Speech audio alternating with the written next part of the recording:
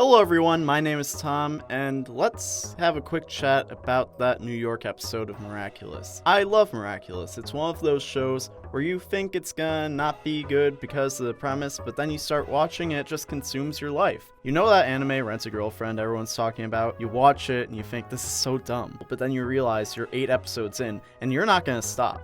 Miraculous is one of those shows, so of course I was excited to see its hour-long special shaping up to give us some sort of content for the show in this year of 2020. And honestly, I think it should have been longer, which you might hear and think, oh, so it was that good.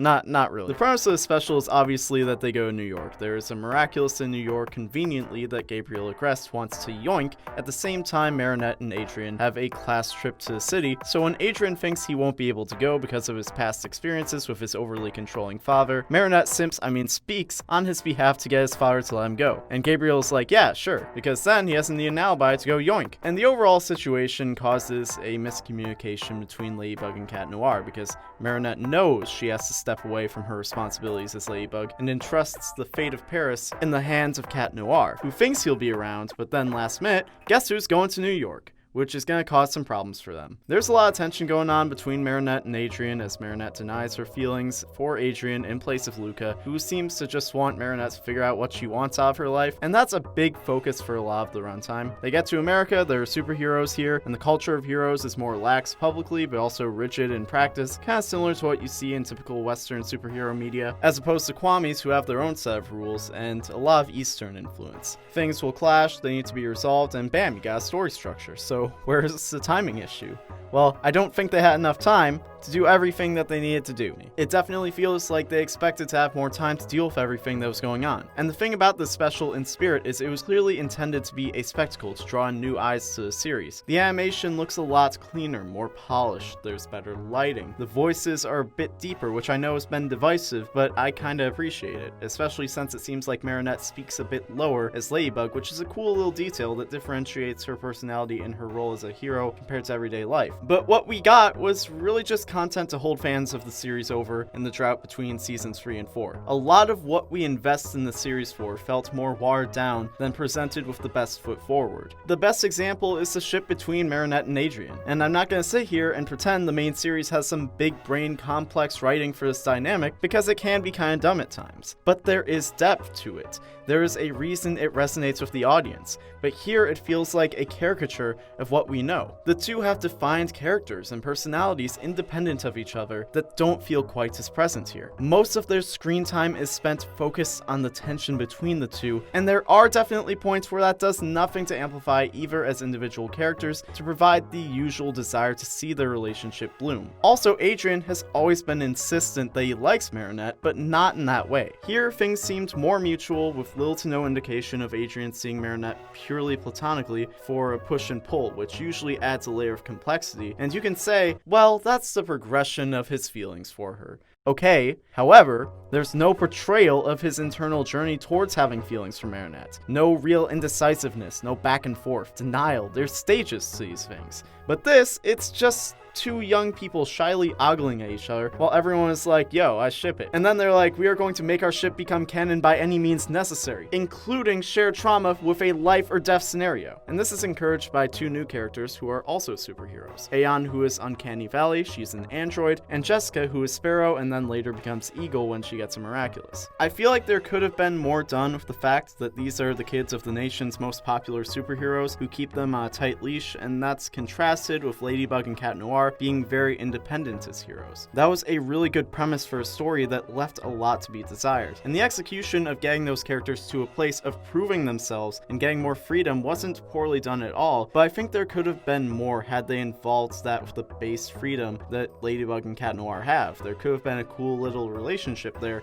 between the two duos. I also feel compelled to acknowledge and appreciate the fact that Jessica is native, since we don't really get a lot of rep, but I feel like they went a little overboard with the traditional accessories that communicate communicate to us, the audience, that she is supposed to be native, but I've also been identified by strangers as pretty much every ethnicity but indigenous, so part of me can understand the purpose of that. Or maybe she just really likes accessories, I don't know. Also, Cat Noir straight up kills Uncanny Valley. Here's where we branch off into some frustration. What happens here is Ladybug is furious with Cat Noir because there's an Akuma in Paris and he's not there to deal with it. Then Uncanny Valley is almost killed by his cataclysm because his head ain't in the game. Ladybug uses her lucky charm to turn things back and save her, but Majestia and Night Owl are understandably furious, saying how kids like Ladybug and Cat Noir can't handle the responsibility of being heroes unchecked and ask them to hand over their Miraculous. But Ladybug is like, no, no, no. And then Ladybug looks and sees that the Akuma in Paris has left destruction. And after using the Lucky Charm to Deus Ex Machina, Cat Noir is like, can't you just use the Lucky Charm to fix that? And she's like, nope, because it can only fix damage from villains Ladybug and Cat Noir face. And since this one just vanished, there's nothing they can do now. And I liked that they gave us some limitation to that, because the Lucky Charm has always seemed like a get out of jail free card for when they screw up. And having a situation where they can't just use it to erase the consequences right after it literally bailed them out of murder, it was good timing to bring that up. And the guilt of all of this made Adrian relinquish the mantle of Cat Noir in what was honestly a really impactful moment. He wasn't even being overdramatic. The whole situation had to make him feel a ridiculous amount of guilt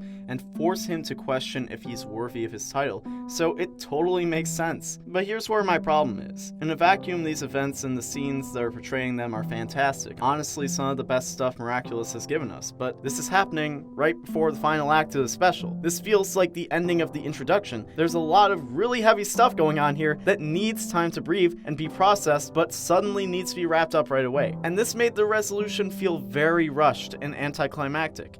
It's honestly just frustrating because you can see what could have been, and I honestly think if they had more time, there wouldn't have been this whiplash of it feeling like the world is crumbling to, we need to get together and save the day. Like, what? That turnaround is way too abrupt, and it's hard for me to even identify much that could have been done differently, other than the fact that there was no time to give these things the room that they needed to actually feel impactful. Of course, there was a lot that happened at the beginning of the special that felt too drawn out, but this isn't the only thing I think needed more time. Night Owl and Majestia, despite being very major players in the story, were never fully established, and the information we got felt shoehorned in or had to be inferred. And the fact that I was sitting here thinking, yo, what's the deal with Night Owl and Sparrow? Why are they presenting as male in costume despite presenting as female outside of their hero identities? I'm assuming that's gonna work organically into the story. And then all of this is just explained outright really out of nowhere through a quick little animatic, and that was kind of disappointing. The thing too is there's this minor character who's a professor, and his power is making doorways in space and time to teleport wherever he wants, but he only uses it for the greater good, despite being a curious person who could use his powers for selfish reasons. And then that plays into the final act, where all the heroes are freed from their sense of responsibility and start acting wild. So I know that there was the ability to flesh these characters out, but they weren't. And you look at the story, and it's a question of when would they have. There wasn't a lot of time to drop pieces of information about these things to let us piece things together on our own, or even justifiable context to explain things. It was just like, everyone knows you're a girl, so here's our backstory. It's also pretty heavily implied that the heroes in America are not getting their powers from Miraculouses or Kwamis, but there isn't a very good answer in the text of where their power does come from. There's a lot of evidence that the hero culture in America is different than what we've seen throughout the rest of the show, but very little reasoning present for how or why, which is something that's honestly intriguing to me, so I gotta be like, yo, why aren't we getting anything with this? At least we're probably going to learn more about that in the future based on the final scene, but that context would have been nice to know in this story, where these heroes were present and very prominent. Overall, the Miraculous New York special is very enjoyable. It's very easy to appreciate for what it is, especially as a fan of the series, but it does leave a lot on the table, and I can't help but wonder if another 30 minutes to an hour may have fixed that. Of course, there's only so much you can do about circumstances like that, but regardless, let us know what you think in the comments down below. You can also find me on Twitter, Instagram, and Twitch at TommyPQM, or find the Roundtable on Facebook, Twitter, and Instagram at RoundtableVids. If you enjoyed the video, be sure to give it a like and share it with your friends. If you haven't already, subscribe and hit the bell to never miss a video. As always, my name is Tom,